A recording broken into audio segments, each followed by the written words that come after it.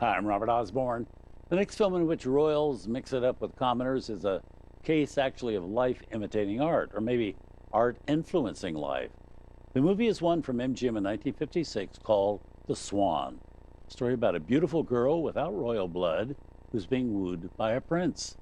Well, in one of those twists of fate, that's exactly what was happening in real life to our star of the movie at the exact same time it was happening in front of a movie camera for her.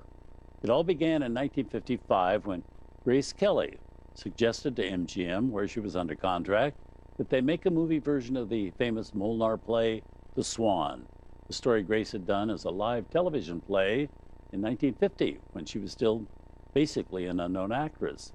When Grace suggested it in 1955, she was a brand new Academy Award winner, and MGM said, okay, if that would please you, let's do it. Well, before filming began, Grace, in the spring of that year, went to the Riviera to attend the Cannes Film Festival. And quite by chance, she was introduced for the very first time to Prince Rainier of Monaco.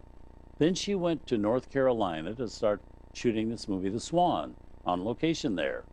And she and Rainier began corresponding secretly. Well, just before Christmas in 1955, the film wrapped, and Grace went to her family's home in Philadelphia for the holidays. And who should drop by for a visit? Prince Rainier. And the rest, as they say, is history.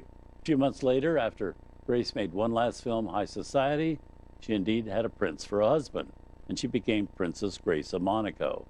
It was certainly a life-changing event for Grace, and an enormous publicity break for MGM with this film, which the studio released just days after the real-life wedding took place.